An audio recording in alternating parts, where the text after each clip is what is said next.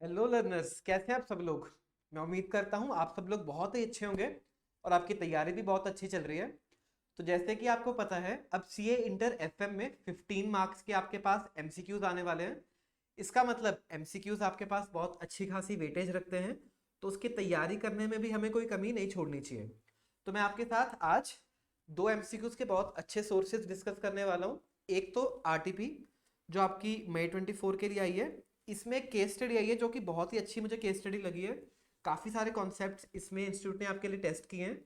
अच्छा, ये case study जो आई है आपकी वर्किंग कैपिटल चैप्टर में से आई है। और एक और अच्छी बात समझना, जो आपका ये एमटीपी आया है लेटेस्ट वाला, मार्च 24 सीरीज वाला, उसमें भी जो केस स्टडी आई है वो भी वर्किंग कैपिटल चैप्टर में से आई है। तो कहीं ना कहीं इंस्टीट्यूट जो आपको एफएम में भी जो लेटेस्ट रिसोर्सेज आए हैं, वर्किंग कैपिटल में से आपको केस स्टडीज पूछ रहा है एमसीक्यू वाली। तो 10 मार्क्स इसका मतलब केस स्टडी में जो आ रहे हैं वो वर्किंग कैपिटल चैप्टर में से आए हैं अभी तक। एक बारी के लिए जो अगली एमटीपी आएगी उसको भी एनालाइज कर लेंगे, तो उससे कुछ ना कुछ हमें गैस हो जाएगा कि इंस्टीट्यूट कैसा क्वेश्चन आपको पूछने की कोशिश कर रहा है। तो इन दिस वीडियो मैं आपके साथ सॉल्व करूंगा ये सारे MCQs including the case scenarios. साथ ही साथ आपको कुछ टिप्स एंड ट्रिक्स भी दूंगा, ताकि आप ये एमसीक्यूज को जल्दी सॉल्व कर पाओ एग्जाम में और आपके आंसर्स भी सही आ पाए। ठीक है जी, चलो। सबसे पहले हम सॉल्व करेंगे एमटीपी, जो आपका मार्च 24 सीरीज वाला है। चलो क्वेश्चन पढ़ना शुरू करते हैं। NV industries limited is a manufacturing industry which manages its account receivables internally by its sales and credit department. ठीक है, कंपनी के बारे में कुछ इंफॉर्मेशन गिवन है जो हमारे लिए इतनी रेलिवेंट नहीं है। ठीक है जी। It supplies small articles to different industries, again company की इंफॉर्मेशन नॉट रेलिवेंट। चलो आगे। The total sales ledger of the company stands at rupees 200 lakh. ये आई ना मुद्दे की बात। टोटल सेल्स कितनी है? रुपीज 200 लाख की है। अच्छा, of which 80% is credit sales. इसका मतलब जो हम सारे साल में 200 लाख की सेल कर रहे हैं, उसमें से हमारी 80% क्या है? क्रेडिट सेल्स है। अच्छा, इसका मतलब क्रेडिट सेल्स 200 आप सब मुझे निकाल के दे सकते हो, सारे साल की क्रेडिट सेल्स कितनी होंगी? बिल्कुल सर, हम आपको निकाल के दे सकते हैं। चलो सब दोस्त मुझे कैलकुलेट करके बताओ कितनी अपनी क्रेडिट सेल्स आई। मैं यहाँ पे लिखना शुरू करता हूँ। सर सेल्स है सारे साल की 200 लैक्स, इसका 80% कर दो, आपके पास ये 160 लैक्स की आई क्रेडिट सेल्स। क्लियर है यहाँ तक? बिल्कुल ठीक है। चलो आगे। The company has a credit policy of 2/10 net 120। Again यहाँ पे उसने बता दिया आपको कि कंपनी अपने डेटर्स को बोल रही है, अपने अकाउंट रिसीवेबल्स को बोल रही है क्या? हे अकाउंट रिसीवेबल्स, अगर आप मुझे 40 डेज में पेमेंट कर दोगे तो मैं आपको 2% का कैश डिस्काउंट दूंगी, और अगर आपने मुझे 40 डेज में पेमेंट नहीं की तो आपको मुझे 120 डेज में पेमेंट करनी पड़ेगी मैक्स टू मैक्स।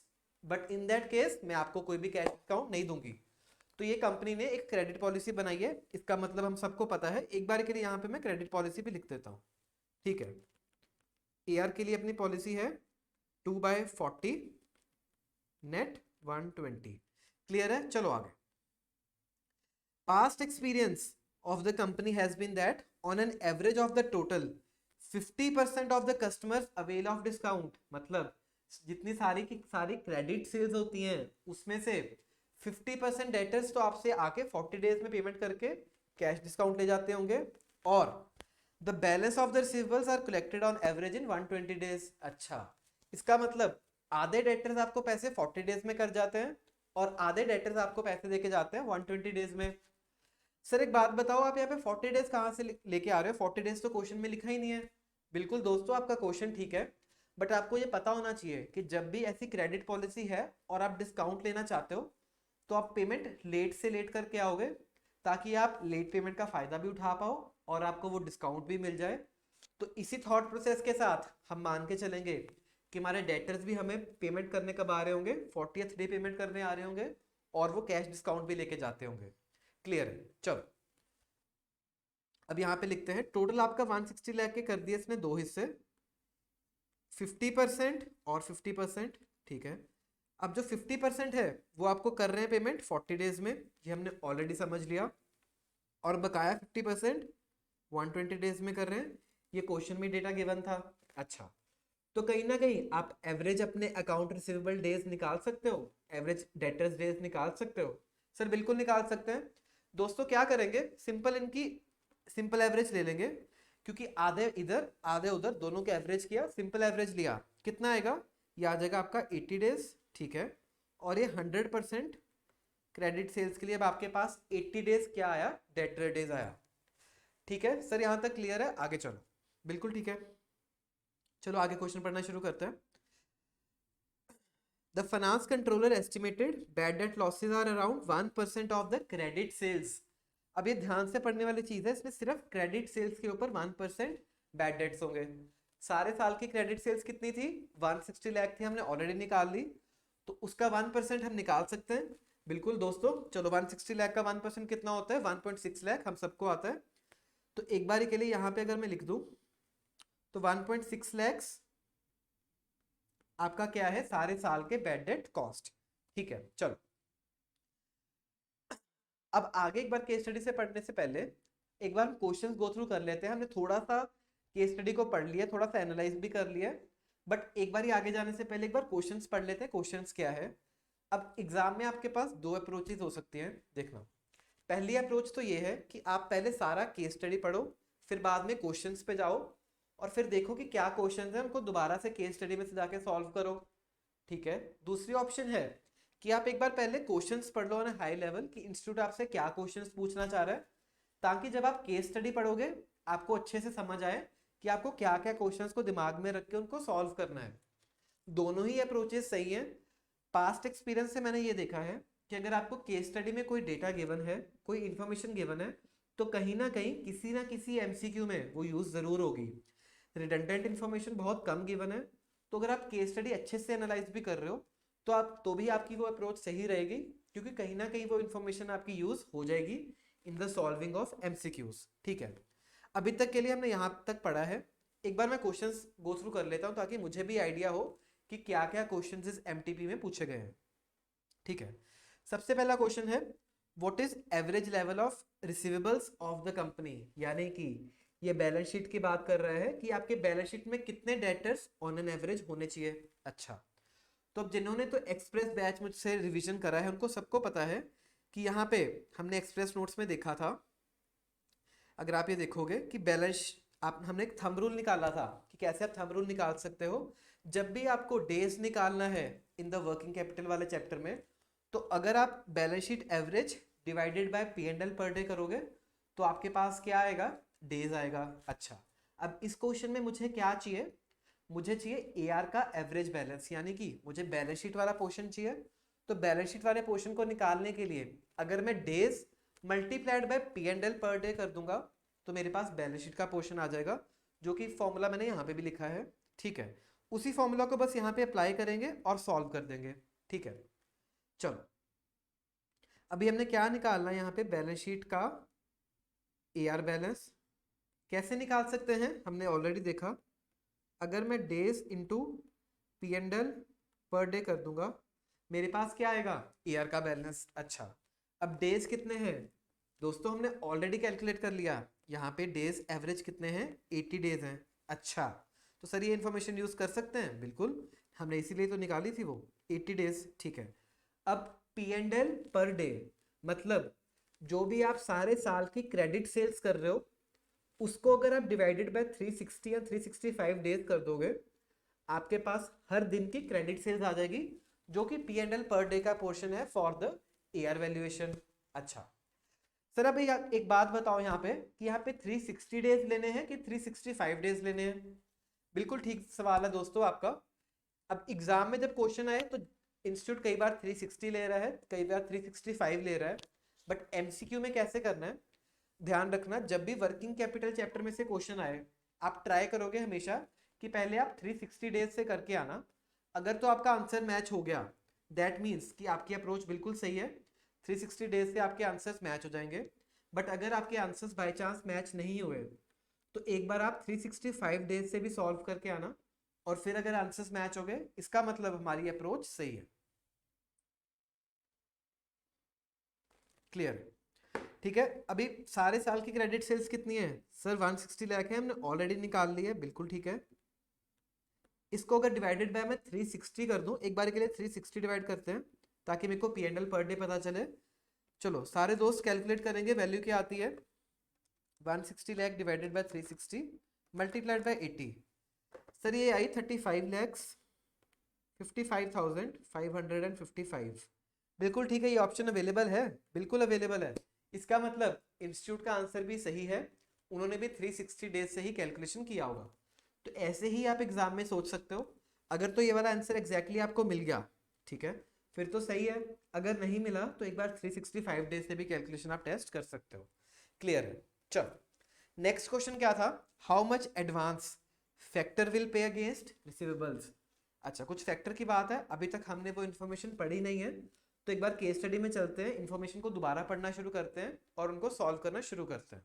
ठीक है, next is with escalating cost associated with the in house management, ठीक है, of the debtors coupled with the need to unburden the management with the task, ठीक है, the CFO is examining the possibility of outsourcing its factoring. अच्छा, इस पैरे में company सोच रही है कि वो फैक्टरिंग सर्विसेज को यूज कर पाए। अब देखते हैं और क्या डेटा गिवन है। Currently the firm spends about 2,40,000 per annum. सारे साल का खर्चा गिवन है कितना, 2,40,000। Okay, to admin its credit sales. अच्छा, इसका मतलब अगर आप इन हाउस कर रहे हो तो 2,40,000 आप हर साल खर्च कर रहे थे। नेक्स्ट क्या है, these are avoidable as factoring firm is prepare to buy the firms receivables. Question ने क्लियरली बता दिया कि ये 2,40,000 का खर्चा आपका तभी होगा अगर आप इंटरनली मैनेज कर रहे हो। अगर आपने फैक्टरिंग कर दी तो ये वाला एक्सपेंसेस नहीं होंगे।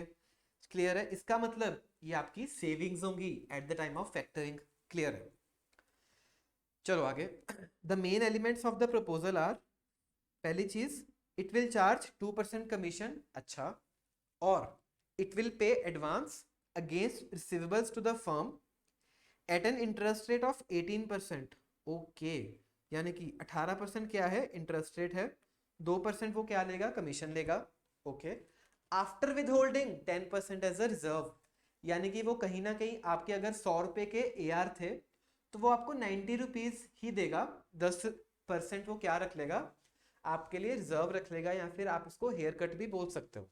ठीक है, अब क्वेश्चन क्या था, how much advance factor will pay, यानी कि मुझे वो अमाउंट निकालनी है कि कितने पैसे मुझे फैक्टर से मिलते हैं।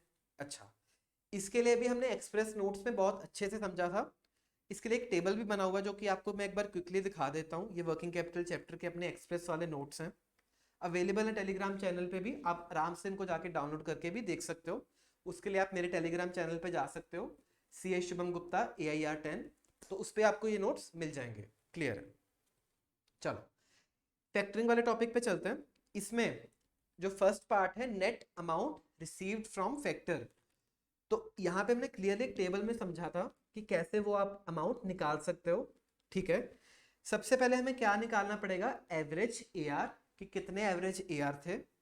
ठीक है, वो हमने ऑलरेडी निकाल लिए, बिल्कुल फर्स्ट MCQ में हमने वो चीज ऑलरेडी निकाल ली है। अब बी पार्ट में इसमें क्या लेस करेंगे कि कितना हेयर कट है या फिर रिजर्व है, परसेंटेज ऑफ ए पे लगेगा। ये क्वेश्चन में आपको कितना गिवन था, 10% गिवन था। ठीक है, चलो साथ साथ इसकी सॉल्यूशनिंग भी शुरू करते हैं।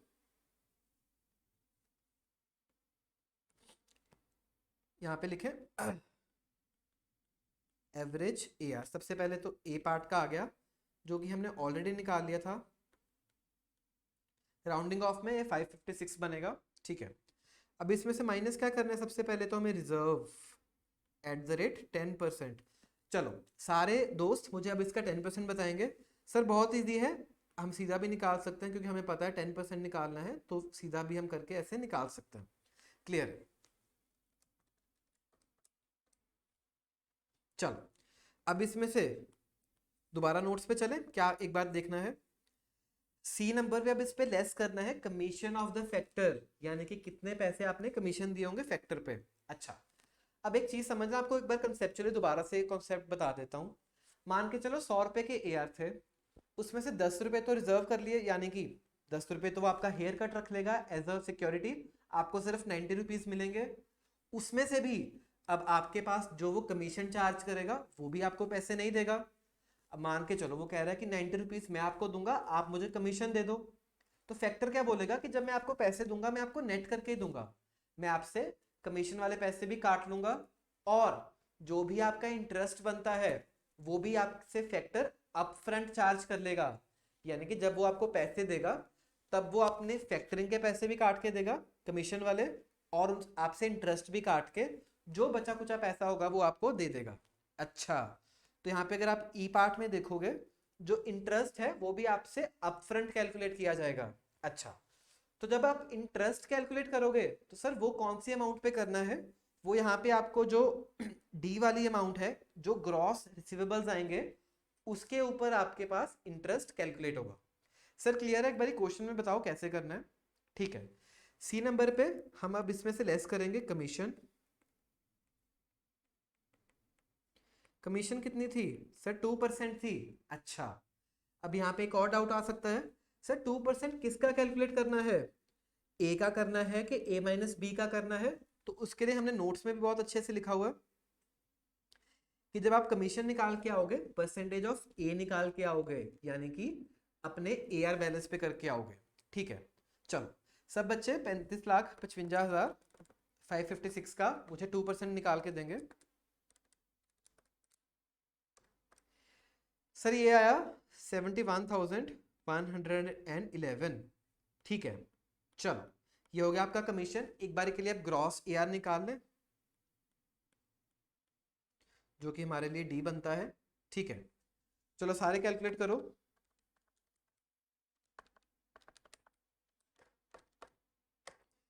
सर ये आ रहा है 31,28,889। क्लियर है? ये अपने पास आ गया ग्रॉस ए आर। सर अब इसमें से इंटरेस्ट भी पे करना पड़ेगा क्योंकि वो इंटरेस्ट आपसे अपफ्रंट चार्ज करता है। क्वेश्चन में इंटरेस्ट रेट कितना गिवन था सर? 18% गिवन था। ठीक है, चलो निकाल लेते हैं।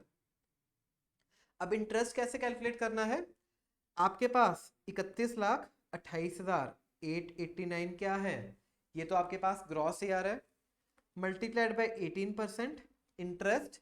अच्छा, अब यहाँ पे आपको ध्यान रखना है कि आपको डेज की ट्रीटमेंट भी करके आनी है कि कितने दिन आपके पास ए आर ड्यू थे, उतने दिन का आप इंटरेस्ट एक साइकिल में पे करके आते हो। एक चीज समझना, मैं थोड़ा सा अच्छे से बता देता हूँ इस चीज को। मान के चलो ये सारा साल है, ठीक है, जब आप फैक्टरिंग के पैसे ले रहे हो तो जब आपने एवरेज ईयर निकाला वो तो इतने पीरियड का निकाला, तो जो आप इंटरेस्ट पे करोगे वो भी तो इतने पीरियड का करोगे एक बार। तो यहाँ पे हम दोबारा फैक्टरिंग सर्विसेज लेंगे, दोबारा से इंटरेस्ट पे करेंगे। आप इसको ऐसे समझ सकते हो।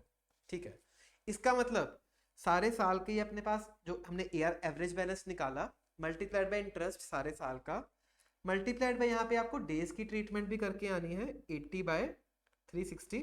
एवरेज डेज हमने 80 निकाल लिए थे, 360 सारे साल के डेज हैं।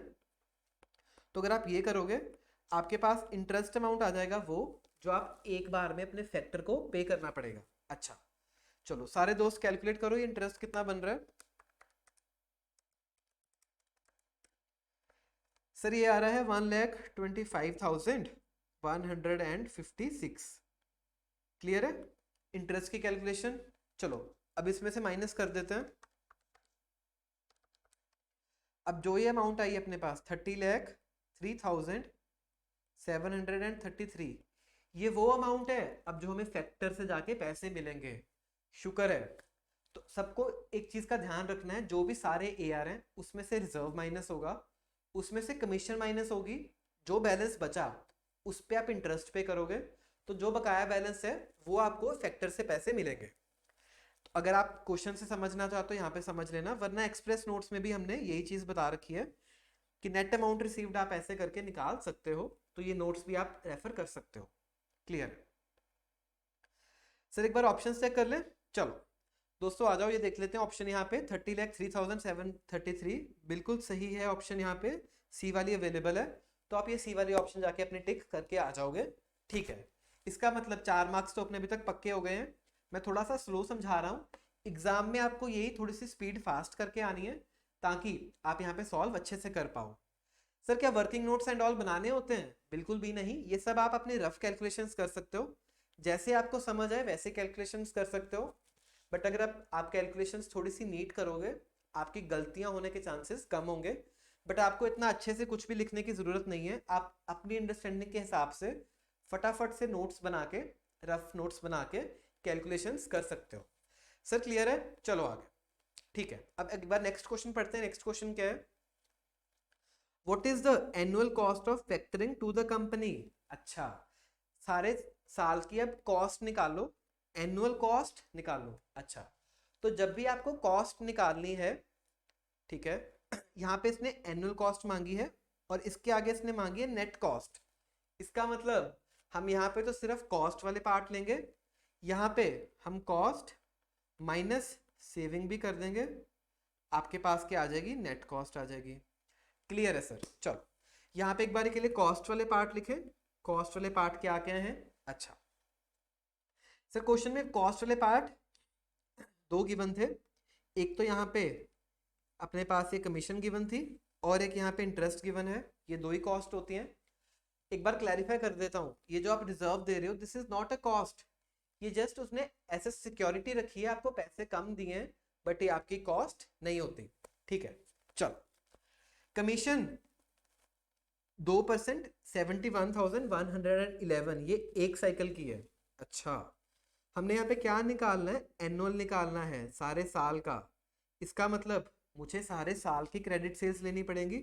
अगर यहाँ पे मैं लिखूं कमीशन सारे साल की क्रेडिट सेल्स 160 लाख हमने ऑलरेडी निकाल लिया, इंटू 2%।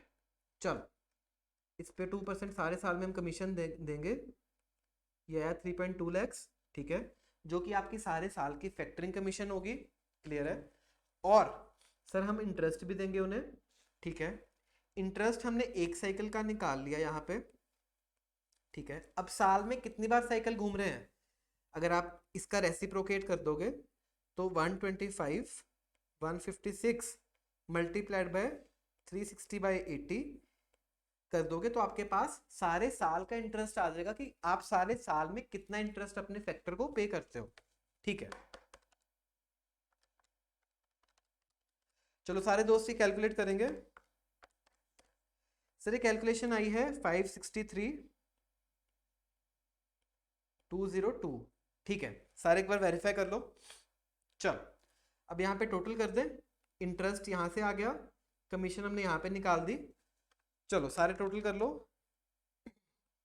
अब ये आ रहा है अपने पास 8,83,202 रुपीज़। चलो ऑप्शंस देख लेते हैं।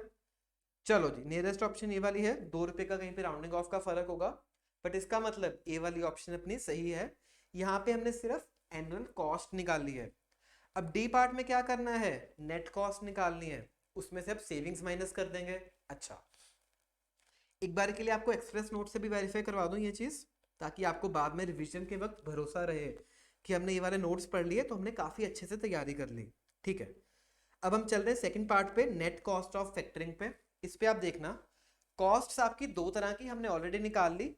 एनुअल फैक्टरिंग कॉस्ट कैसे निकालेंगे? Annual credit sales multiplied by rate, और आप एनुअल इंटरेस्ट निकालोगे, वो हमने ऑलरेडी निकाल लिया। एक बार के इंटरेस्ट को आप सारे साल में कितनी साइकिल्स घूम रहे हैं उससे निकाल के आप सारे साल का इंटरेस्ट कॉस्ट निकाल सकते हो। सर क्लियर है? अब नेट कॉस्ट करने के लिए आपको कॉस्ट माइनस सेविंग्स करना है। सेविंग्स आपकी मेजरली तीन तरह की हो सकती हैं। एक तो बैड डेट सेविंग्स, क्योंकि अब आपने फैक्टर से पैसे लिए हैं तो आपके बैड डेट्स नहीं होंगे। एक आपका अवॉइडेबल एडमिन कॉस्ट सेव्ड, ये सेविंग्स हो सकती है। तीसरा कैश डिस्काउंट सेव्ड। अच्छा, अब क्वेश्चन में देखें क्या क्या डेटा गिवन था इसमें सेविंग्स के नाम पे। यहाँ पे फॉलो करना आप मेरे साथ। एक तो यहाँ पे ये गिवन थी 2,40,000 की, जो कि हमने ऑलरेडी समझी थी अवॉइडेबल थी, और यहाँ पे हमने 1,60,000 के निकाल लिए थे अपने पास बैड डेट सेविंग्स। अच्छा, इसका मतलब सेविंग्स यहाँ पे दो तरह की। तीसरी सेविंग कैश डिस्काउंट की भी तो होगी, क्योंकि अब आपने फैक्टरिंग से पैसे लिए हैं, अपने डेटर्स को अब आप कोई भी कैश डिस्काउंट नहीं दोगे। बट इंस्टीट्यूट ने जब ये एमसीक्यू सॉल्व किया तो उन्होंने कैश डिस्काउंट का इफेक्ट नहीं लिया है, तो हम भी कैश डिस्काउंट के इफेक्ट को नहीं लेंगे। बट सर एग्जाम में कैसे पता चलेगा आप क्या करके आना है? देखो इस चीज़ का जवाब देना थोड़ा सा मुश्किल है in the case of MCQs. आप सिंपल क्वेश्चन हुए तो आप अपनी एक ट्रीटमेंट डाल के, एक अजम्पशन डाल के सॉल्व कर सकते हो, बट इस केस में क्योंकि क्वेश्चन कहीं ना कहीं साइलेंट था कैश डिस्काउंट पे, क्वेश्चन ने कुछ इन्फॉर्मेशन नहीं दी, तो इन्होंने कंसीडर नहीं किया है, वरना कंसेप्चुअली आपका कैश डिस्काउंट सेविंग का पार्ट भी बनता। ठीक है, तो क्वेश्चन के हिसाब से एक बार चलते हैं। अब इसमें से आपके दो तरह की सेविंग्स माइनस कर देते हैं। पहली सेविंग 1,60,000 बैड डेट, और 2,40,000 जो आपका अवॉइडेबल एडमिन कॉस्ट सेव हो रहा है। चलो सारे दोस्त से कैलकुलेशन करके दो मुझे। सर ये आया अब अपने पास 483,202। ठीक है, ये वाली ऑप्शन अवेलेबल है, बिल्कुल अवेलेबल है।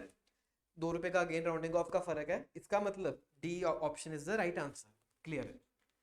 अब देखना, जो तो नोट्स पढ़ के गए होंगे वो यहाँ पे कैश डिस्काउंट का भी माइनस करना चाहेंगे, तो एक बार आप जब भी आज से एमसीक्यूज आए ना, तो थोड़ा सा ध्यान रखना कि आपकी ऑप्शन देखना इन चारों में से ही सही होगी।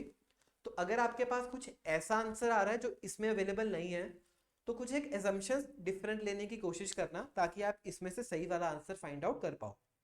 तो ये वाली एजम्पशन भी हमने डिस्कस कर ली। अब अगर ऐसा क्वेश्चन एग्जाम में आया, आपको ध्यान रहेगा कि कैश डिस्काउंट बिना लिए आप इसकी कैलकुलेशन टेस्ट करके आ सकते हो। क्लियर है।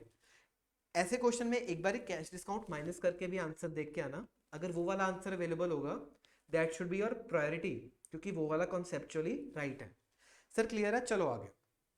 अब आगे क्या फाइंड करना है, what is the effective cost of factoring on advance received. अच्छा कर लेंगे ना, ये तो हमारी annual cost I, divided by factor से हमें कितने पैसे मिल रहे हैं। अगर ये मैं कर दूं तो मेरे पास परसेंटेज टर्म्स में कॉस्ट आ जाएगी। ठीक है सर, ये तो हमने निकाल ली एनुअल कॉस्ट। ठीक है, अब चलो अब निकालते हैं अमाउंट कितनी रिसीव हुई है फैक्टर से। वो सर हमने ऑलरेडी निकाली हुई है, 30,03,733। अगर मैं इसको इससे डिवाइड कर दूं, मेरे पास क्या आ जाएगा परसेंटेज टर्म्स में। चलो सारे निकालो, सारे दोस्त मेरे लिए की कैलकुलेशन करके दो। सर ये आई है 16.09% राउंडिंग ऑफ करके। ये भी ऑप्शन अवेलेबल है, इसका मतलब ए इज द राइट आंसर। ठीक है, एक्सप्रेस नोट्स में भी हमने यही चीज निकाली हुई है। अगर आपको एक बार फटाफट दिखा दूं, तो इफेक्टिव कॉस्ट आप कैसे निकाल सकते हो, नेट कॉस्ट ऑफ फैक्टरिंग सारे साल की डिवाइडेड बाय जितनी आपकी नेट अमाउंट रिसीव्ड है।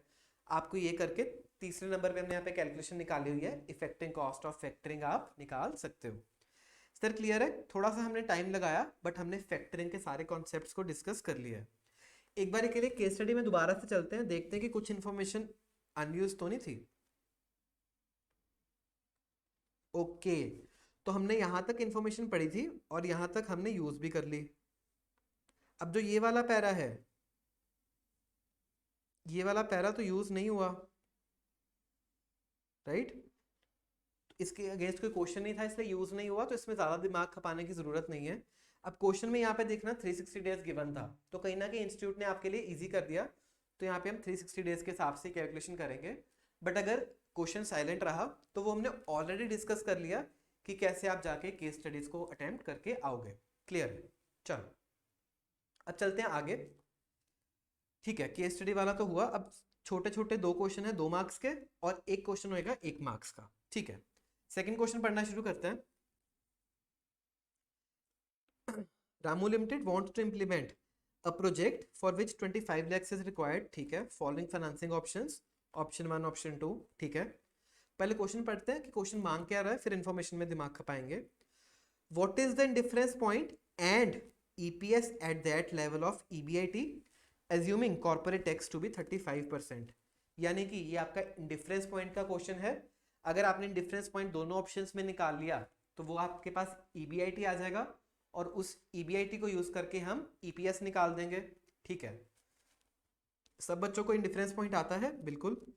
EPS under option 1 should be equal to EPS under option 2। बिल्कुल ठीक है दोस्तों, आपने बिल्कुल सही फॉर्मूला लिख दिया। अब EPS अंडर ऑप्शन 1 कैसे आएगा देखते हैं। यहाँ पे आपके पास एक बार के लिए EBIT जो होगा, इसमें से इंटरेस्ट माइनस करोगे और टैक्स माइनस करोगे, और प्रेफरेंस डिविडेंड का डिविडेंड माइनस करोगे प्रेफरेंस शेयर्स का, डिवाइडेड बाय इक्विटी शेयर्स कर दोगे, आपके पास क्या आ जाएगा EPS आएगा। अच्छा, अब ऑप्शन 1 में देखते हैं क्या चीज है। पहले तो सिर्फ इक्विटी शेयर्स गिवन है, इसका मतलब कुछ इंटरेस्ट होगा नहीं होगा। चलो इंटरेस्ट 0। ठीक है, अब टैक्स पे करना पड़ेगा इसमें, टैक्स कितना है 35%, यानी कि 1 माइनस 0.35 कर दोगे तो ये टैक्स आपने कम कर दिया, ठीक है। प्रेफरेंस डिविडेंड कोई था नहीं था, तो इसका मतलब ये आ गया आपके पास earnings for equity divided by number of shares कर दोगे, आपके पास क्या आ जाएगा, ईपीएस आ जाएगा। अच्छा, नंबर ऑफ शेयर्स इस केस में 25,000 गिवन थे। क्लियर है अंडर ऑप्शन 1। ऑप्शन 2 में एक बार देख लेते हैं क्या है सीन। ईबीआईटी वो तो हमें फाइंड करना है, ठीक है। अब इसमें से माइनस करेंगे इंटरेस्ट, कुछ इंटरेस्ट है, बिल्कुल है, क्योंकि यहाँ पे 10% डिबेंचर्स से 10,000 वाले ₹100 वाले, तो यहाँ पे इंटरेस्ट होगा, ठीक है। 10,000 मल्टीप्लाइड बाय 100 मल्टीप्लाइड बाय 10%, यानी कि 1,00,000 रुपए का आपके पास क्या है, इंटरेस्ट है, माइनस 1 लाख, ठीक है। अब आपके पास आ गया ईबीटी, इसमें से आप टैक्सेस माइनस करोगे, अगेन 1 माइनस 0.35 करके ये टैक्सेस माइनस कर दिए। अब इसमें से प्रेफरेंस डिविडेंड भी तो माइनस करना है, तभी तो अर्निंग्स फॉर इक्विटी आएगा। प्रेफरेंस डिविडेंड क्वेश्चन में गिवन थे, अच्छा 12% प्रेफरेंस शेयर्स 5,000 ऑफ ₹100। चलो सब दोस्त मुझे कैलकुलेट करके दोगे कितना प्रेफरेंस डिविडेंड आता है। सर ये है 60,000, बिल्कुल ठीक है, सबके आंसर्स ये अपने पास आ गया अर्निंग्स फॉर इक्विटी, ठीक है। अब अगर इसको आप डिवाइड कर दोगे नंबर ऑफ इक्विटी शेयर से अंडर द प्लान 2, आपके पास क्या आ जाएगा, डिफरेंस पॉइंट आ जाएगा। इस केस में नंबर ऑफ शेयर्स कितने हैं, 10,000 है, ठीक है। डिवाइडेड बाय 10,000 किया तो आपके पास आ गए, ठीक है। अब क्या करना है, अब सिर्फ आपको इस इक्वेशन को सॉल्व करना है। पहली इक्वेशन हमने यहाँ पे बनाई, ये वाली मेरी पहली इक्वेशन, ठीक है। ये वाली मेरी दूसरी इक्वेशन, इन दोनों इक्वेशंस को इक्वेट करेंगे और सिंपली सॉल्व करके आना है, तो आपके पास आ जाएगा वो लेवल ऑफ ईबीआईटी जिसपे दोनों प्लान्स का ईपीएस क्या है, सेम है। अच्छा, ये आप एक बार कैलकुलेशन कर देना, मैं आपके लिए क्विक कैलकुलेशन कर देता हूँ टू सेव द टाइम। ये आता है आपके पास 3,20,513। ओके, एक बार के लिए यहाँ लिखते हैं ईबीआईटी 3,20,513। अच्छा, तो ईबीआईटी ये वाला ना दो ऑप्शंस में सही है, इसका मतलब अभी तक हमें सही नहीं पता चला कि कौन सा आंसर सही होगा। हमें अब ईपीएस भी निकालना पड़ेगा इस लेवल पे, तो ईपीएस क्योंकि अलग अलग है उससे हमें पता चलेगा कि ऑप्शन बी सही है कि ऑप्शन डी सही है, ठीक है। ईपीएस कैसे निकालना है, इस प्लान में अगर आप वैल्यूज डाल दोगे ईबीआईटी की तो आपके पास क्या आ जाएगा, ईपीएस आ जाएगा। ईबीआईटी हमने निकाल लिया 3,20,513 माइनस इंटरेस्ट 0, ठीक है।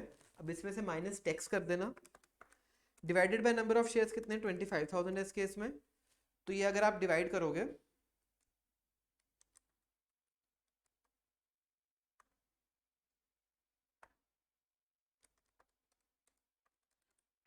ये आ गया 8.33। अच्छा, इसका मतलब जो ईपीएस है वो आपका 8.33 वाला सही है, तो इसका मतलब जो ये वाली ऑप्शन है आपकी सही ऑप्शन है। तो कई बार क्या हो सकता है कि आपके पास ये चारों लेवल ऑफ ईपीएस अलग अलग हो, ईबीआईटी अलग अलग हो, तो उस केस में आपको हो सकता है ईपीएस कैलकुलेट करने की जरूरत ना ही पड़े, आप उसी से भी आंसर देख सकते हो। बट क्योंकि ये दो जगह सही थी तो हमें ईपीएस भी कैलकुलेट करके सही वाली ऑप्शन फाइंड करनी पड़ेगी। सर क्लियर है, चलो आगे। Next is if EBIT increases by 6%। Okay, next question पे चल रहे हैं अब हम। EBIT increases by 6%, net profit increases by 6.9%। अच्छा चलो कुछ भी गिवन है डेटा देखते हैं। इफ सेल्स इंक्रीज बाय इतना, net profit will increase by इतना। अच्छा, अब हमें क्या निकालनी है, फाइनेंशियल एवरेज। बहुत इजी है, परसेंटेज चेंज फॉर्मूला यूज करेंगे फाइनेंशियल एवरेज का, सबको आता है। DFL, degree of financial average का फॉर्मूला क्या होता है, percentage change in EPS, generic formula यही है, over percentage change in EBIT, ठीक है। अब क्वेश्चन में आपको ईपीएस की जगह पे नेट प्रॉफिट गिवन है, तो हम वो डेटा यूज करेंगे। अगर आप यहाँ पे देखोगे 6.9% है आपका change in net profit, change in EBIT कितना है 6%। कुछ नहीं करना, सिंपल कैलकुलेशन है, तो बहुत इजी एमसीक्यू है। 6.9 बाय 6 ये आ गया 1.15, बिल्कुल ठीक है, ऑप्शन अवेलेबल है मार्क्स अंदर। तो कई बार क्या हो सकता है आपके पास एमसीक्यू थोड़े इजी भी आ सकते हैं, लेवरेजेस के डायरेक्ट एमसीक्यू था, सिंपल चेंज बाय चेंज का फॉर्मूला अप्लाई करोगे, आपके पास क्या आ जाएगा, डीएफएल, ठीक है।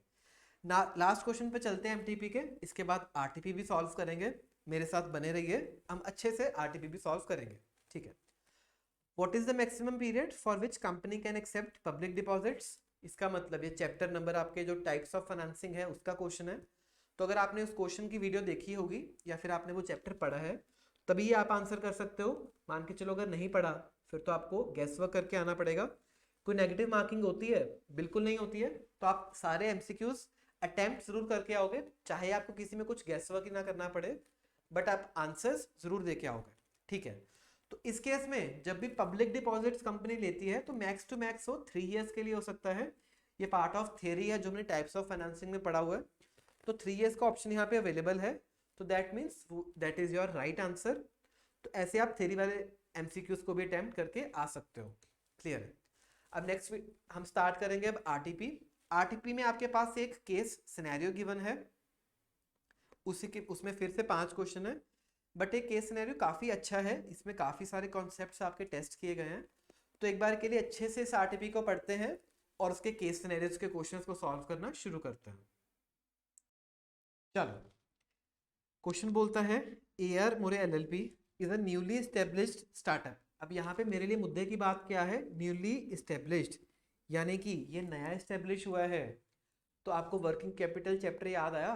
तब हमने क्या देखा था, अगर कंपनी नई एस्टेब्लिश्ड है तो उसकी कंजम्पशन आपको क्लोजिंग स्टॉक का इफेक्ट भी देना पड़ेगा, यानी कि कंजम्पशन में जो आप परचेजेस करोगे, कंजम्पशन प्लस क्लोजिंग स्टॉक दोनों को ऐड करके आपके पास क्या आएगा? परचेजेस आएगा, क्लियर है। चलो एक बार पढ़ते हैं, बट मैंने आपको यहाँ पे हाईलाइट कर दिया न्यूली एक बहुत ही इंपॉर्टेंट वर्ड है। जब भी वर्किंग कैपिटल का क्वेश्चन आए अगर न्यूली लिखा है तो सावधान हो जाना कि आपको कुछ एडिशनल एडजस्टमेंट्स स्टॉक को लेके भी करनी पड़ेंगी, ठीक है।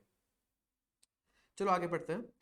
Dealing in manufacture of a revolutionary product, ठीक है, which is substitute to conventional wood and plywood, it is economical substitute for manufacture of furniture and home furnishing, ठीक है। कुछ एक्स्ट्रा ज्ञान गिवन है जो हमारे लिए एफएम के पर्सपेक्टिव से रेलेवेंट नहीं है। It has been asked by a venture capitalist for estimated amount of funds required for setting up plant and also the amount of circulating working capital required, ठीक है। A consultant hired by the entity has advised that the cost of setting up plant would be ₹5 crores, okay। कुछ तो data जाके मिला, यानी कि 5 करोड़ क्या है? इनिशियल ईयर 0 पे cash outflow, and it will require 1 year to make the plant operational, कोई दिक्कत नहीं है। The estimated revenue and associated cost numbers are as follows, ठीक है। कुछ अब आपके पास यहाँ पे P&L की कॉस्ट समरी टाइप गिवन है, ओके, ठीक है। चलो एक बार के लिए आगे चलते हैं, एक बार देखते हैं क्या पढ़ लेते हैं, चलो ठीक है। यहाँ पे यूनिट्स गिवन है 3 लाख टू बी सोल्ड, यानी कि इतने यूनिट्स आप बेचने वाले हो, ये सिर्फ आपकी सेल्स की बात हो रही है, ओके। सेलिंग प्राइस कितना है? 1000 रुपये। अगर मैं यहाँ पे आपकी कॉस्ट शीट भी बना दूँ, 1000 रुपये, ठीक है। अब इसमें से रॉ मटेरियल आपका जा रहा है 200 रुपये का पर स्क्वायर मीटर, वो कम हो गया। Labour cost 50 rupees per hour, और 1 मीटर को बनाने के लिए 3 घंटे जाते हैं लेबर के। इसका मतलब पर स्क्वायर मीटर आपकी लेबर कॉस्ट कितनी बनी? इन दोनों को मल्टीप्लाई करके अगर मैं डायरेक्ट लेबर माइनस कर दूं तो ये आया 150। यहाँ तक क्लियर है सब दोस्तों को? बिल्कुल। चलो, कैश मैन्युफैक्चरिंग ओवरहेड्स। अच्छा, मैन्युफैक्चरिंग ओवरहेड्स का क्या मतलब है? सर हमें याद आ गया, कॉस्ट शीट में हमने समझा था कि ये आपका कॉस्ट ऑफ प्रोडक्शन का पार्ट है, ये फिनिश गुड्स की वैल्यूएशन में जाएगा, ठीक है। तो अगर आपको मैं यहाँ पे लिख दूँ मैन्युफैक्चरिंग ओवरहेड्स, तो ये कितने हैं? 75 पर मशीन आवर, और कितने मशीन आवर्स चाहिए? 2 आवर्स चाहिए। तो अगर इन दोनों को अगेन मल्टीप्लाई करोगे आपके पास क्या आ जाएगा? मैन्युफैक्चरिंग ओवरहेड्स कैश वाले, तो इसको भी माइनस कर दिया। अच्छा, तो इसका मतलब अभी तक हमारी कॉस्ट शीट ऐसे तैयार हो रही है। लास्ट में गिवन है selling and credit admin overheads 250 पर स्क्वायर मीटर। चलो ये भी एक बार लिख लेते हैं। अब ये कहाँ यूज होगा? ये आपका कॉस्ट ऑफ सेल्स का पार्ट बनेगा जो आप अपनी एआर वैल्यूएशन या डेटर वैल्यूएशन के लिए यूज करोगे, बट ये फिनिश गुड्स की वैल्यूएशन में 250 ये वाला पार्ट नहीं जाएगा। सबको क्लियर है? चलो एक बार अगर यहाँ पे मैं लिख दूं, ये तीनों यूज होंगी आपकी फिनिश गुड्स के लिए, ये आपके चारों यूज होंगी एआर के लिए, क्लियर है? चलो अब एक बार क्वेश्चन पढ़ते हैं फिर आगे चलेंगे, ठीक है। The anticipated profit before tax, यानी कि हमें क्या निकालना है? पीबीटी निकालना है per annum, okay. After the plant is operational is, अच्छा, यानी कि आपका काम धंधा शुरू हो चुका है, एक साल में आप कितना पीबीटी कमाओगे। पीबीटी कमाने के लिए हमारे पास यूनिट्स गिवन है, ठीक है, और कुछ यहाँ पे कॉस्ट डेटा गिवन है। एक बार के लिए बाकी इंफॉर्मेशन भी पढ़ लेते हैं, कहीं कोई और कॉस्ट वगैरह तो नहीं गिवन, अगर गिवन होगी तो हमें उसका इफेक्ट भी लेना पड़ेगा। क्लियर है, चलो एक बार बाकी क्वेश्चन पढ़ लेते हैं, तभी हम उस एमसीक्यू का आंसर दे सकते हैं। ठीक है सर, चलो बाकी क्वेश्चन पढ़वा दो। चलो, being a new product in the industry, the firm will have to give a longer credit period of 3 months to its customers, यानी कि 3 months क्या है सर, AR days है। अच्छा, it will maintain a stock of raw material, यानी कि अब यहाँ पे कुछ raw material की बात करी गई है, 15% of annual consumption। अच्छा, based on negotiation with its creditors, the payment period has been agreed to 1 month। Okay, अब यहाँ पे कुछ यहाँ पे AP की बात करी गई है, अकाउंट पेबल्स की। The entity will hold finished goods equal to 2 months। 2 months क्या है, finished goods की बात करी गई है। अच्छा, all other expenses are to be paid 1 month। Okay, 1 month क्या है, बाकी other expenses, other expenses कौन से सर, रॉ मटेरियल्स तो अपना एपी का पार्ट बन गया, बाकी ये भी अदर एक्सपेंस, ये भी अदर एक्सपेंस, ये भी अदर एक्सपेंस। बिल्कुल क्लियर है, समझ आया। ये हम कब पे करेंगे, 1 मंथ इन एरियर। सभी दोस्तों को समझ आ रहा है अभी तक क्वेश्चन। चलो, cash and bank balance to the tune of 25 lakh is required, तो ये हो गया अपना कैश। ये तो सर बात हो गई हमारी वर्किंग कैपिटल की, जब हमने वर्किंग कैपिटल स्टेटमेंट बनाना है। इसका P&L से कोई लेना देना है, नहीं लेना देना है, ठीक है, बिल्कुल ठीक समझ रहे हो आप लोग। चलते हैं आगे, आगे पढ़ते हैं। The entity is also considering reducing the working capital requirements by either of the two options। अच्छा, तो यहाँ पे कुछ एक ऑप्शंस की बात करी गई है जिससे वर्किंग कैपिटल की रिक्वायरमेंट अपनी कम कर पाए। तो यानी कि आप अपनी फाइनेंसिंग को मैनेज करने की कोशिश कर रहे हैं यहाँ पे, इसका P&L पे कोई इफेक्ट नहीं है, ठीक है। तो एक बार के लिए इसका आंसर देते हैं। अब पीबीटी निकालना है पर एनम, तो P&L का डेटा अपने पास यहाँ तक ही गिवन था। यूनिट्स सारे साल में हम कितने बेचते हैं, 3 लाख यूनिट्स बेचते हैं, ठीक है। पर यूनिट कितना कमाते हैं, चलो सब दोस्त मुझे बताओगे पर यूनिट हम कितना कमाते हैं। सर यहाँ पे कैलकुलेट कर लो ना, आपने खुद तो लिखा है, यहाँ पे सेल्स लिखा है, कॉस्ट लिखी है, तो अगर आप सेल्स माइनस कॉस्ट कर दोगे पर यूनिट आपको पता चल जाएगा कितना प्रॉफिट है। बिल्कुल, चलो ये माइनस करो,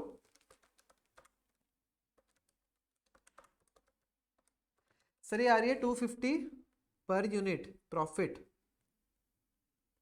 इसका मतलब 250 रुपये पर यूनिट आप कमा रहे हो, और साल में कितने यूनिट्स बेच रहे हो, 3 लाख यूनिट्स बेच रहे हो, मतलब 750 लैक्स आप क्या कर रहे हो, पीबीटी कैसे आया, 3 lakh units multiplied by 250 per unit जो हमने प्रॉफिट निकाला। क्लियर है, बिल्कुल ठीक है सर। चलो दोस्तों, अब चलते हैं सेकंड क्वेश्चन के ऊपर। The estimated current assets requirement in the first year of operation, यानी कि पहले साल जब आपने ऑपरेशन शुरू कर दिया, अपना बिजनेस शुरू कर दिया, तब का आप निकाल के दो, सिर्फ करंट एसेट्स। अच्छा, पार्ट 3 में बोल रहा है नेट वर्किंग कैपिटल भी निकाल के दो, ठीक है। तो हम अगर हम सारी स्टेटमेंट बना लें एक बारी जैसे हम नॉर्मली बनाते हैं, तो आपको पता चल जाएगा कितने करंट एसेट्स हैं, माइनस करंट लायबिलिटीज करेंगे, हमारे पास इसका आंसर भी निकल आएगा, ठीक है। चलो, अब स्टेटमेंट कैसे बनाते हैं सबको पता है। सबसे पहले इन्वेंट्री के लिख लो, balances, raw materials, finish goods, ठीक है। AR के बैलेंसेस लिख लो, फिर कैश गिवन है वो लिख लो, तकरीबन ये 4 आइटमें में गिवन होती हैं। WIP गिवन है तो वो भी ले लो, बट इस क्वेश्चन में गिवन नहीं है, ठीक है, इसको इग्नोर कर दो। ओके, इन चारों को ऐड करके आ जाएगा आपके पास करंट एसेट्स, माइनस इसमें से कर दोगे AP, माइनस कर दोगे अदर्स, हमारे पास क्या आ जाएगा, नेट। क्लियर है, ऐसे स्टेटमेंट बनाते हैं, बिल्कुल इतनी साफ बनाने की जरूरत नहीं है, बट मैं आपको समझाने के लिए एक बार अच्छे से बता रहा हूँ। एग्जाम में भी अगेन आप ट्राई करके आना कि थोड़ा सा अच्छे से बनाओगे, तभी आपकी गलतियां कम होंगी। क्लियर है, चलो ओके, अब एक एक करके निकालना शुरू करें। यहाँ पे हमें क्या निकालना है, बैलेंस शीट के बैलेंसेस, अगेन वही वाला फंडा हम लगाएंगे, डेज, क्योंकि यहाँ पे मंथ्स गिवन है, मंथ्स लिख लो, multiplied by P&L per month कर देंगे, हमारे पास क्या आ जाएगा, बैलेंस शीट का बैलेंस आ जाएगा। ये हमने ऑलरेडी समझा हुआ है, ठीक है। रॉ मटेरियल के लिए देखते हैं एक बार क्या इन्फॉर्मेशन गिवन है। रॉ मटेरियल के लिए यहाँ पे गिवन था क्या, कि ये 15% ऑफ द एनुअल कंजम्पशन। अच्छा, यानी कि जितना आपका एनुअली रॉ मटेरियल कंज्यूम होगा उसका 15% आपके पास स्टॉक में रहता है। तो एक बार के लिए देखिए पहले एनुअली कंज्यूम कितना हो रहा है। चलो अब देखते हैं एक बार एनुअल कंजम्पशन। 3 लाख यूनिट्स तो ऐसी हैं जो आप बेच रहे हो, क्वेश्चन में गिवन था, तो वो तो आप उसके लिए तो रॉ मटेरियल कंज्यूम करोगे ही, ठीक है। तो ये तो होगी सोल्ड वाली। अब कुछ एक यूनिट्स आपकी फिनिश गुड्स में भी पड़ी हुई हैं। हमने क्वेश्चन पढ़ा था कि फिनिश गुड्स कुछ एक पड़े होते हैं। फिनिश गुड्स कितने पड़े होते हैं यहाँ पे देखोगे, equal to 2 months of the units to be sold, यानी कि सारे साल में जितने यूनिट्स आप बेच रहे हो, 3 लाख बेच रहे हो, डिवाइड बाय 12 करके पर मंथ यूनिट्स आ गए। चलो सारे दोस्त कैलकुलेट करो, 3 लाख बाय 12 या 25,000 यूनिट्स जो आप पर मंथ सेल कर रहे हो, यानी कि 2 महीने के कितने हुए मल्टीप्लाइड बाय 2 करके 50,000 यूनिट्स ऐसे हुए जो कि आप फिनिश गुड्स में भी रखते हो। इसका मतलब आपको यहाँ पे कंजम्पशन में 50,000 यूनिट्स इसके लिए भी ऐड करने पड़ेंगे, ताकि आपके पास 3.5 लाख यूनिट्स कंज्यूम हुए for the purpose of raw materials. ये इसीलिए करना पड़ा क्योंकि हमारा न्यू एंटिटी था, हमारे पास ओपनिंग स्टॉक कुछ नहीं था, क्लोजिंग स्टॉक मुझे रखना पड़ेगा फिनिश गुड्स का इतना, तो रॉ मटेरियल कंजम्पशन इन दोनों को ऐड करके निकलेगा। सर क्लियर है? चलो दोस्तों अब मुझे बता दो कि एनुअल कंजम्पशन कितना हुआ है एनुअल रॉ मटेरियल्स का। यूनिट्स हमने निकाल दिए, मल्टीप्लाइड बाय पर यूनिट कितना हो रहा है, क्वेश्चन में गिवन था सर। चलो देखो कितना था, 200 रुपये, ओके। मल्टीप्लाइड बाय कर दो 200, ये आ गया आपके पास एनुअल कंजम्पशन। अब इसका 15% आपके पास स्टॉक में रहता है। चलो सब कैलकुलेट कर दो, यह है 105 लैक्स। क्लियर है दोस्तों? हमने कुछ नहीं किया, सारे साल का एनुअल कंजम्पशन निकाला रॉ मटेरियल का, मल्टीप्लाइड बाय 15% किया, क्वेश्चन में गिवन था कि 15% आपके पास रॉ मटेरियल रहता है। तो यहाँ पे हमारे पास रॉ मटेरियल का बैलेंस आ गया 105 लैक्स, ठीक है। अभी तक सिर्फ एक पार्ट सॉल्व किया है, ऐसे ही पार्ट बाय पार्ट सॉल्व करेंगे, सारे करंट एसेट्स की वैल्यूएशन निकाल के आएंगे। क्लियर है? चलो वर्क इन प्रोग्रेस नहीं है तो इसको इग्नोर करना। अब चलते हैं फिनिश गुड्स के ऊपर। फिनिश गुड्स कितने यूनिट्स रख रहे हैं सर? 50,000 यूनिट्स रखने हैं, आपने ऑलरेडी कैलकुलेट करवा दिया, ठीक है। चलो यहीं पे कैलकुलेट कर दें, बिल्कुल 50,000 यूनिट्स हैं मल्टीप्लाइड बाय आपका पर यूनिट फिनिश गुड्स का कॉस्ट कितना है सर? वो भी आपने हमने ना ऑलरेडी बता दिया था कि फिनिश गुड्स हम इन तीनों पे वैल्यू करेंगे। अच्छा तो चलो वैल्यू कर दो, 200 प्लस 150 प्लस 150, ये करके आपके पास आया 500 पर यूनिट। अच्छा ठीक है, इनटू 50,000 यूनिट्स,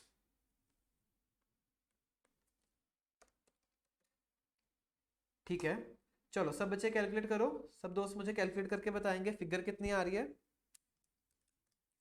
सर ये आई 250 लैक्स, ठीक है। फिनिश गुड्स की हमने वैल्यूएशन कर दी, करंट एसेट्स निकाल दिए, क्लियर है। चलो अब निकालते हैं एआर का। एआर को निकालने के लिए हम ये वाला फॉर्मूला लगा सकते हैं, बिल्कुल। मंथ्स कितने गिवन थे सर? 2 मंथ्स गिवन थे, क्वेश्चन में पढ़ लेते हैं दोबारा से। 3 मंथ्स गिवन थे, देखा गलती होने से बच गई अपनी। 3 मंथ्स गिवन थे एआर के लिए, बिल्कुल ठीक है। तो एक बार क्वेश्चन को दोबारा पढ़ लिया करो, कई बार ऐसे फिगर दिमाग गलत रह जाती है। 3 मंथ्स, ठीक है। अब हमें निकालना है P and L per month for the purposes of debtors. निकाल सकते हैं, बिल्कुल निकाल सकते हैं। सर सारे साल की एनुअल क्रेडिट सेल्स ले लो, कितनी आप बेच रहे हो, ठीक है, डिवाइडेड बाय मंथ्स कर दो, आपके पास क्या आ जाएगा, पर मंथ आ जाएगा। अच्छा सारे साल में कितने यूनिट्स बेच रहे हैं हम लोग? 3 लाख यूनिट्स बेच रहे हैं, ठीक है। पर यूनिट कितने का बेच रहे हैं सर? 1000 का बेच रहे हैं। बट सर हमें एक चीज याद है कि जब हमने वर्किंग कैपिटल के लिए वैल्यूएशन करनी है तो 1000 पे नहीं करनी, सिर्फ कॉस्ट वाले पार्ट पे करनी है, जो कि कॉस्ट ऑफ सेल्स का पार्ट होता है, ठीक है। तो एक बार के लिए इनका टोटल करो, 200 150 150 और ये 250, इन चारों का टोटल आ रहा है सर 750, बिल्कुल ठीक है। तो जो आपकी एआर की वैल्यूएशन होगी वो 750 पे होगी, क्लियर है। चलो ये आ गया आपके पास सब 750 पर यूनिट। अच्छा ठीक है, अब इसको कर देंगे डिवाइडेड बाय 12, आपके पास क्या आया, per month P and L आ गया। क्लियर है यहाँ तक? ठीक है, हमने क्या किया, यूनिट्स को मल्टीप्लाई किया पर यूनिट कॉस्ट से, ठीक है, डिवाइडेड बाय 12 करके आपके पास पर मंथ P&L आ गया, मल्टीप्लाइड बाय मंथ्स कर दिया। क्लियर है? ये अगेन हमने एक्सप्रेस नोट जब डिस्कस किया था तब अच्छे से डिस्कस किया हुआ है, तो अगर आपको कुछ डाउट है आप वो वाली कंसेप्चुअल वीडियो देख सकते हो। ये आ रहा है अब अपने पास 562.50। चलो AR भी निकल गया, बिल्कुल ठीक है। अब क्या निकालना है, कैश निकालना है। सर कैश तो क्वेश्चन में गिवन था ना, कैश तो क्वेश्चन ने बता रखा था, कितना बताया था, 25 लैक्स का। ठीक है, ये एज इट इज ले लो, 25 लैक्स ये ले लिया। चलो अब कुछ नहीं करना, बस टोटल कर दो इनका।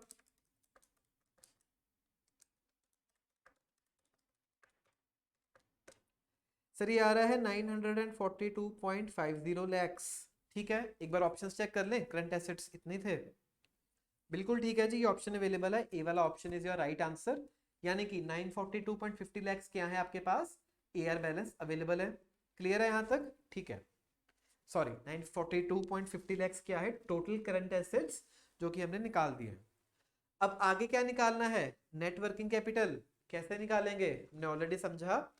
करंट एसेट्स जो मैंने निकाले इसमें से माइनस कर दो AP, माइनस कर दो अदर का बैलेंस, आपके पास क्या आ जाएगा, नेट आ जाएगा। ठीक है, AP के लिए अगेन वही फॉर्मूला, कैसे, months into P&L per month. Okay, months given थे AP के लिए, बिल्कुल गिवन थे। यहाँ पे AP के लिए 2 मंथ्स गिवन है, ये देखो 2 मंथ्स गिवन है AP के लिए। अच्छा, इसका मतलब यहाँ पे आप ले लोगे 2 months multiplied by P&L per month निकालना है। अच्छा, अब रॉ मटेरियल्स के लिए P&L पर मंथ कैसे निकलेगा, रॉ मटेरियल कंजम्पशन कितनी कर रहे थे, सर हमने ऑलरेडी निकाल लिया था, यहाँ पे 3.5 लाख यूनिट्स की कर रहे थे। अच्छा, तो यहाँ पे 3 लाख यूनिट्स नहीं लोगे आप, 3.5 लाख यूनिट्स लोगे, क्योंकि आपको क्लोजिंग स्टॉक का इफेक्ट भी देना पड़ेगा। अच्छा, अब एक चीज का और ध्यान रखना कि जब आपने ये तो फिनिश गुड्स के स्टॉक का इफेक्ट लिया, बट सर रॉ मटेरियल का क्लोजिंग स्टॉक भी तो है ना अपने पास, वो भी तो हमारे पास पड़ा हुआ है, तो जो परचेजेस होंगी वो उसको इंक्लूड करके होंगी। बिल्कुल सही चाह रहे हो आप लोग। चलो एक बार के लिए पहले यहाँ पे निकालें कि यहाँ तक कितना था, 3,50,000 इंटू 200। सर ये था 700, ठीक है, प्लस ये रॉ मटेरियल का स्टॉक था अपने पास, रॉ मटेरियल इतना पड़ा रहता है, इन दोनों को टोटल किया, ये क्या निकल के आया कि कितनी मैं परचेजेस कर रहा हूँ सारे साल में फॉर रॉ मटेरियल्स। इसमें हमने 3 कंपोनेंट इंक्लूड किए। पहला कंपोनेंट कि कितनी मैं सेल्स कर देता हूँ, उसके लिए मुझे रॉ मटेरियल खरीदना पड़ेगा, कितना मैं स्टॉक ऑफ फिनिश गुड्स रख रहा हूँ, कितना स्टॉक मुझे उसके लिए खरीदना पड़ेगा रॉ मटेरियल्स, और कितना रॉ मटेरियल का मैं स्टॉक अपने पास एज अ रॉ मटेरियल रख रहा हूँ। तो इन तीनों चीज़ों को समेट करके आपको पता चलेगा कि कितनी परचेजेस आपने सारे साल में अपने क्रेडिटर से करी होंगी। क्लियर है? चलो इन सबको टोटल किया, आपके पास सारे साल की परचेजेस आ गई 805 लैक्स। बिल्कुल ठीक है। चलो एक बार के लिए AP का मंथ्स बताना कितने थे। सर ये 2 मंथ्स आपने गलत पढ़ लिया, यहाँ पे 2 मंथ्स फिनिश गुड्स का था, ऐसी गलतियां मत करो। ठीक है, बिल्कुल सही है, जब हम जल्दी में करते हैं तो ऐसी गलतियां हो जाती हैं, एक बार आपको अच्छे से पढ़ के आना है इन द एग्जाम। बिल्कुल ठीक है। AP के लिए कितने गिवन है, AP के लिए यहाँ पे 1 मंथ गिवन है, इसका मतलब AP डेज कितने हैं, 1 मंथ है। ओके, चलो यहाँ पे इसको करेक्ट कर देते हैं, 1 मंथ इंटू सारे साल की कंजम्पशन हमने ऑलरेडी निकाल लिया यहाँ पे 805 लैक्स। ठीक है, यहाँ पे भर के डिवाइडेड बाय 12 करेंगे, पर मंथ आपके पास P&L आ जाएगा। क्लियर है? अब इन दोनों को यूज करके हम AP निकाल सकते हैं, बिल्कुल निकाल सकते हैं। सर ये आ रहे हैं 67.0833 लैक्स। क्लियर है, ये अपने पास आ गया AP। अब चलते हैं अदर्स के ऊपर। अच्छा, अदर्स में हमने देखा था 3 कंपोनेंट्स, लेबर, मैन्युफैक्चरिंग ओवरहेड्स और सेलिंग ओवरहेड्स। अच्छा, अब एक चीज का ध्यान रखना, जब तो हमने रॉ मटेरियल्स निकाले थे तब हमने 3 तरह के यूनिट्स के लिए निकाले थे, सेल्स वाले के लिए भी, अच्छा, फिनिश गुड्स के स्टॉक के लिए भी और रॉ मटेरियल के स्टॉक के लिए भी। बट जब हम अब अदर्स के लिए निकालेंगे तब हमें सोचना पड़ेगा कि किसके लिए कितने यूनिट्स यूज होंगे। ये काफी अच्छा क्वेश्चन है, काफी कॉन्सेप्ट्स आपके अच्छे से टेस्ट हो रहे हैं। क्लियर है? चलो direct labour, sir direct labour मेरी फिनिश गुड्स के लिए भी यूज हो रही थी और मेरी जो है अपना जो सेल्स हुई है उसके लिए भी यूज हुई है, बिल्कुल ठीक है। जो मैन्युफैक्चरिंग ओवरहेड्स हैं अगेन वो आपके फिनिश गुड्स के लिए भी यूज हुए हैं और आपकी सेल्स के लिए भी यूज हुए हैं, बिल्कुल ठीक है। बट सर जो सेलिंग ओवरहेड्स है ना वो सिर्फ मेरी जो सेल्स हो रही है उस पर लगेगा, जो मेरे पास स्टॉक पड़ा है फिनिश गुड्स का उसके लिए सेलिंग ओवरहेड्स मैं ड्यू नहीं करूंगा क्योंकि ये फिनिश गुड्स की वैल्यूएशन में नहीं आता ये वाला पार्ट। क्लियर है, बिल्कुल ठीक है। चलो तो अब अदर्स अपने तीन तरह के हैं, पहली तरह का डीएल, दूसरी तरह का जो आपके पास मैन्युफैक्चरिंग ओवरहेड है, तीसरा आ गया आपके पास सेलिंग ओवरहेड्स, ठीक है। डीएल के लिए यूनिट्स कितने होंगे, 3,50,000 होंगे, क्यों, सेल्स वाला भी लोगे और फिनिश गुड्स भी लोगे, बिल्कुल ठीक है। मल्टीप्लाइड बाय पर यूनिट कितना था सर, 150 था पर यूनिट, ठीक है। या इसको डिवाइड बाय 12 करके आपके पास आ गया P&L पर मंथ। इसका आउटस्टैंडिंग कितना है, क्वेश्चन एक बार अच्छे से देख लो दोबारा से, कोई गलती नहीं होनी चाहिए। All other expenses are 1 month, इसका मतलब इसका कितना है 1 मंथ ही है, ठीक है। मल्टीप्लाइड बाय 1 करोगे आपके पास इसका बैलेंस आ जाएगा या 43.75, ठीक है। ऐसे मैन्युफैक्चरिंग ओवरहेड्स का निकाल दो, यूनिट्स इसके भी आएंगे, इसकी कॉस्ट कितने से 150 थी, बिल्कुल मैन्युफैक्चरिंग ओवरहेड्स की भी 150 है, डिवाइड बाय 12 करोगे इंटू 1 अगेन आपके पास सेम कैलकुलेशन करके आ जाएगा मैन्युफैक्चरिंग ओवरहेड्स के एपी। अच्छा अब सेलिंग ओवरहेड्स के लिए ध्यान रखना, फिनिश गुड्स का स्टॉक नहीं लोगे, सिर्फ जो आपने सेल्स करे हैं 3 लाख यूनिट्स उसका मल्टीप्लाइड बाय पर यूनिट कितना था सर, पर यूनिट है 250, ओके। तो यहाँ पे पर यूनिट आप 250 लेके डिवाइड बाय 12 कर दोगे, आपके पास पर मंथ आ जाएगा सेलिंग ओवरहेड्स, मल्टीप्लाइड बाय 1 इसका भी है, तो आप ये निकाल के कैलकुलेशन करोगे। सर ये आया 62.50, बिल्कुल ठीक है, इन तीनों का टोटल कर लो। सर ये आ गया अपने पास 150, अच्छा इसका मतलब जो अदर पेबल्स हैं वो कितने हैं 150 लैक्स के। चलो अब ये इसमें से ये माइनस कर देंगे, आपके पास क्या आ जाएगा नेट वर्किंग कैपिटल। सब दोस्त मुझे अब कैलकुलेशन करके देंगे क्या आंसर आ रहा है फाइनल।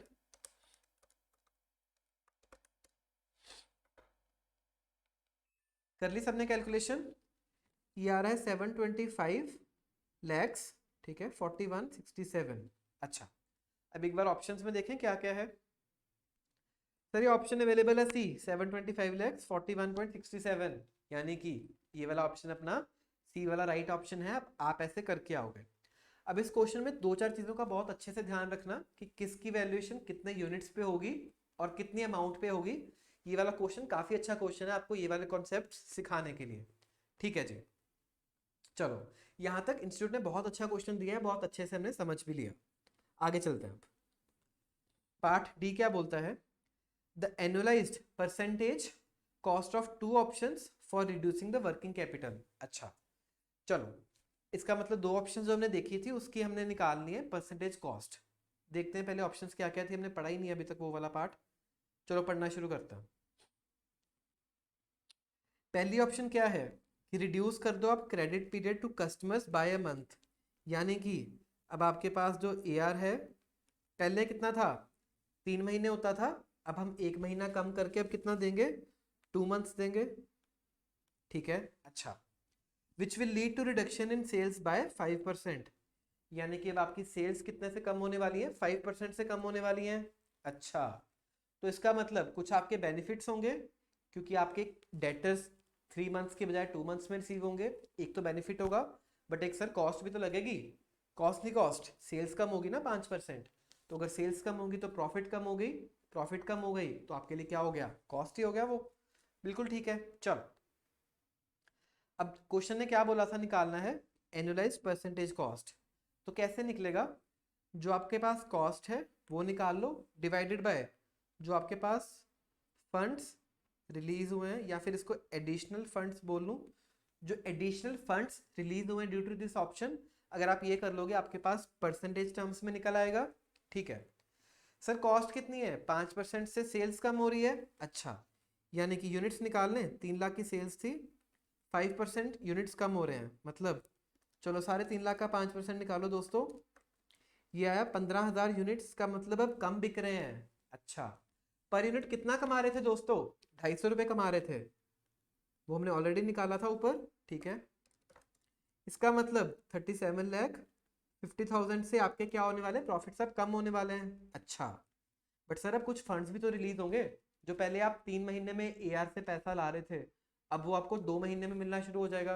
अच्छा, 3 महीने में कितना पैसा था जब एआर में फंसा हुआ था होता था, वो हमने यहाँ पे ऑलरेडी निकाला कि एआर में मेरा पहले पैसा कितना बचा फंसा होता था, 562.50 लैक्स, राइट। चलो ये लिख लेते हैं एक बारी, 562.50 लैक्स। बट अब जब 2 महीने में है, पैसे रिसीव हो रहे हैं, तब आपके पास एआर का बैलेंस कितना होगा, दोबारा कैलकुलेट कर लेते हैं। 2 months multiplied by P&L per month करना है। अच्छा, अब यहाँ पे यूनिट्स सर 3 लाख नहीं लोगे ना, क्योंकि आपके पास 15,000 यूनिट्स कम बिक रहे हैं। अच्छा, तो ये चीज़ों का ध्यान रखना है।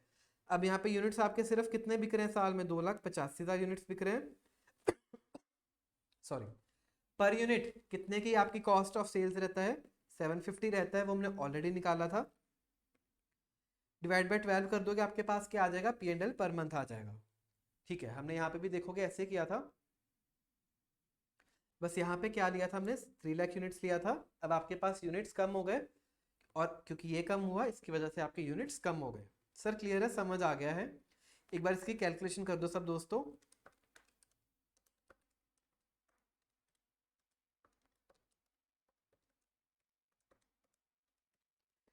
सर ये आ रहा है अपने पास 3,56,000, सॉरी 356.25 लैक्स। अच्छा, इन दोनों का डिफरेंस निकाल दोगे मुझे एक बारी?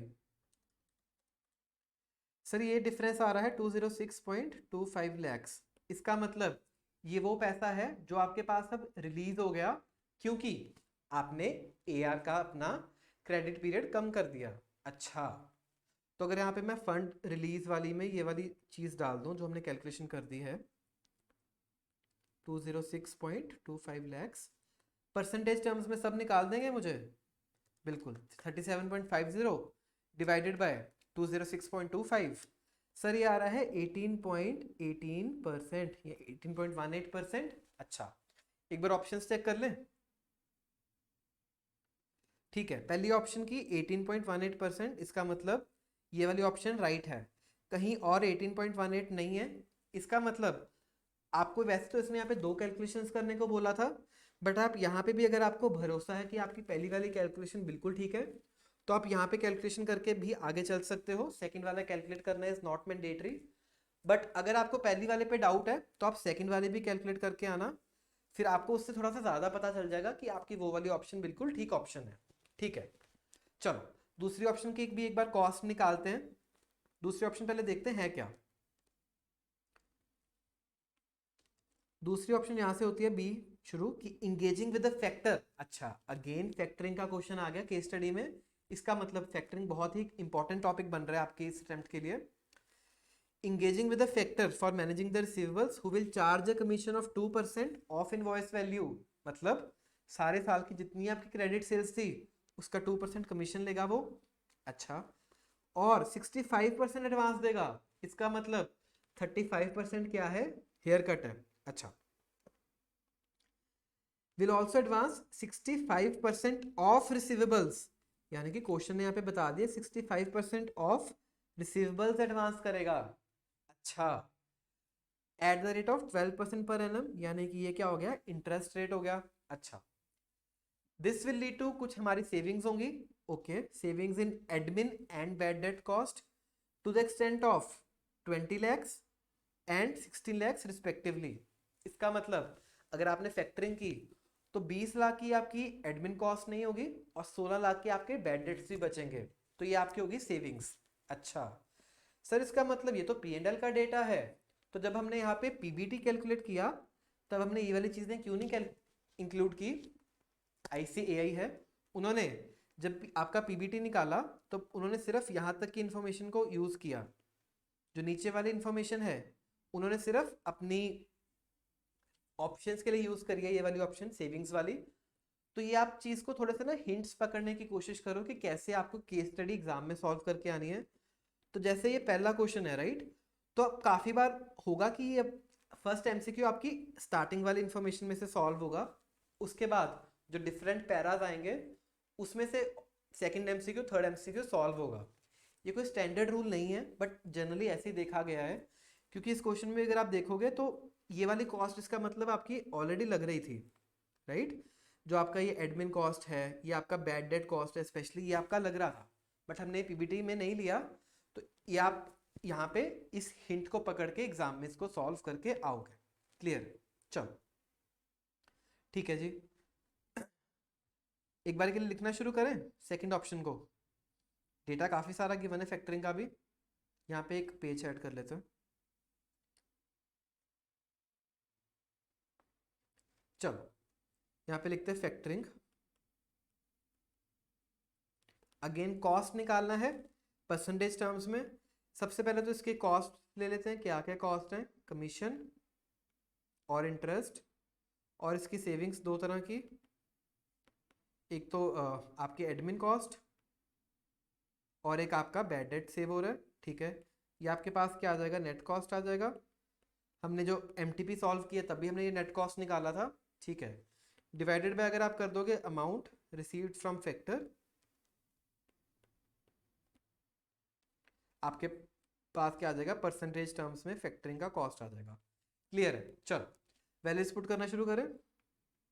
कमीशन कितनी है, क्वेश्चन में गिवन था 2%। अच्छा, यानी कि 2% ऑफ सारे साल की सेल्स। सारे साल की कितनी सेल्स थी सर, 3 लाख यूनिट्स बिक रहे थे और 1000 रुपये पे बिक रहे थे। अब यहाँ पे ध्यान रखना कि आपको कॉस्ट ऑफ सेल्स नहीं लेना है। जब भी फैक्टरिंग होता है तो वो आपका सेल्स वाले पोर्शन पे होता है, सेलिंग प्राइस पे होता है, कॉस्ट ऑफ सेल्स वगैरह नहीं लोगे यहाँ पे आप। चलो सब कैलकुलेट कर दो। सर ये आया 60 लैक्स। अच्छा, यानी कि 60 लाख आपकी क्या है, कमीशन जो आप साल में दे रहे हो। ठीक है, इंटरेस्ट निकाल दें सर, बिल्कुल निकाल दो इंटरेस्ट भी। ठीक है, इंटरेस्ट का रेट कितना गिवन था, 12% गिवन था। अच्छा, अमाउंट कितनी आपको फैक्टर दे रहा था, इंटरेस्ट उसी पे लगेगा। क्वेश्चन में गिवन था 65% ऑफ रिसीवेबल्स, तो यहाँ पे आप कमीशन माइनस नहीं करोगे अमाउंट रिसीव करने के लिए। क्वेश्चन ने जब बोल दिया कि सीधा 65% आप लोगे तो सीधा 65% लोगे। अच्छा, अपने रिसीवेबल्स कितने हैं सर, निकाल देंगे ना रिसीवेबल्स। सारे साल की सेल्स कितनी होती हैं, 3 लाख यूनिट्स इंटू 1000। ठीक है, मल्टीप्लाइड बाय 3/12 करेंगे, ये मेरे पास क्या आ जाएगा, रिसीवेबल्स आ जाएगा। क्लियर है यहाँ तक? ठीक है, मल्टीप्लाइड बाय 65% कर दोगे, ये आपके पास अब क्या आ गया कि कितना पैसा आपको एडवांस किया होगा आपके फैक्टर ने। अच्छा ठीक है, ओके, तो ये कैलकुलेशन करके दो मुझे कितना आ रहा है।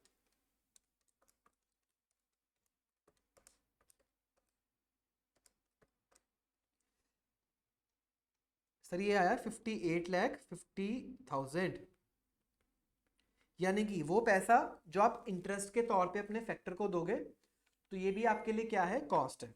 क्लियर? अब सेविंग्स दो तरह की, एडमिन और बैड डेट। अच्छा, क्वेश्चन में गिवन था 20 लाख और 16 लाख। ठीक है, चलो एक बार सारे मुझे कैलकुलेशन करके दो कितना आ रहा है। सर ये आया 82,50,000 नेट कॉस्ट। अच्छा, एक बार के लिए यहाँ पे स्टॉप लेते हैं, एक बार आप देख लो हमने क्या किया है, और मैं एक बार आपको कंपेयर भी करा देता हूँ कि इंस्टीट्यूट ने यहाँ पे थोड़ी सी डिफरेंशियल ट्रीटमेंट्स क्या क्या करी हैं। ठीक है, कमीशन क्लियर है। ठीक है, अब यहाँ पे इंटरेस्ट के लिए एक चीज देखना, इंस्टीट्यूट ने क्लियरली बोला था कि 65% आप रिसीवेबल्स का लेके आओगे, तो हमने वैसे ही कर दिया है। अब यहाँ पे आप वो चीजें माइनस नहीं करके आओगे, कमीशन माइनस नहीं करोगे for the purposes of interest calculation. ठीक है जी, सेविंग्स गिवन थी एज इट इज हमने ले ली। अगेन यहाँ पे कुछ कैश डिस्काउंट वगैरह की सेविंग्स नहीं गिवन थी तो वो हमने नहीं ली। ठीक है, ये अपने पास अब आ गया नेट कॉस्ट। ठीक है, अब एक बार वो बता दो मुझे कितना आपको पैसा फैक्टर से रिसीव होता है। एक बार वो पैसा निकाल लिया तो आप परसेंटेज टर्म्स में निकाल सकते हो, बिल्कुल निकाल सकते हो। चलो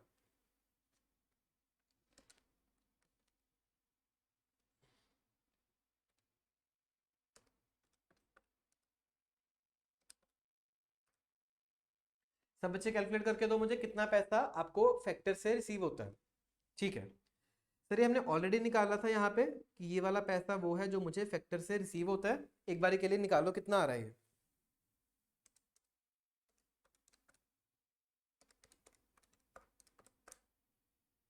ठीक है, यह है आपके पास 487.50 लैक्स। ओके ठीक है,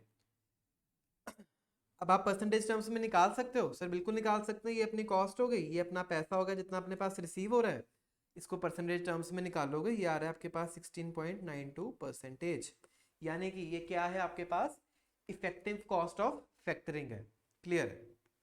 ऑप्शन में देख लें एक बारी, जो हमने सही वाली ऑप्शन चूज की थी 18.18% के साथ 16.92% भी अवेलेबल है। यानी कि वी आर डबल श्योर अब कि ए वाली option is the right option. Clear है? बिल्कुल सर क्लियर है। अच्छा, तो ऐसे ही आप एग्जाम में जाके सॉल्व करके आ सकते हो। अब यहाँ पे ध्यान रखना, फैक्टरिंग इंपॉर्टेंट टॉपिक है आपके एमसीक्यूज के लिए, और वर्किंग कैपिटल चैप्टर में से ही आपके पास दोनों केस स्टडीज आई हैं। ठीक है, लास्ट क्वेश्चन पे चलते हैं। Last part, what is the maximum permissible bank finance by the bank and annualised percentage cost of the same. अच्छा, तो एक बार के लिए पहले इसका डेटा पढ़ लेते हैं। डेटा क्या गिवन है? अब इसका डेटा शुरू होता है यहाँ से, the entity is also considering funding a part of working capital by bank loan. अच्छा, for this purpose bank has stipulated that it will grant 75% of net current assets as advance. अच्छा, यानी कि कितना पैसा मिलेगा जो मेरे नेट करंट एसेट्स से उसका 75%। सर नेट करंट एसेट्स में यानी कि मेरे पास नेट वर्किंग कैपिटल जो कि हमने कितनी कैलकुलेट करी थी, 7,25,000, ये वाली फिगर। चलो इसका कर लो एक बार 75%, कि क्वेश्चन में गिवन था 75%। इसका हम कर लेते हैं एक बार 75% देख के ऑप्शन निकाल लो।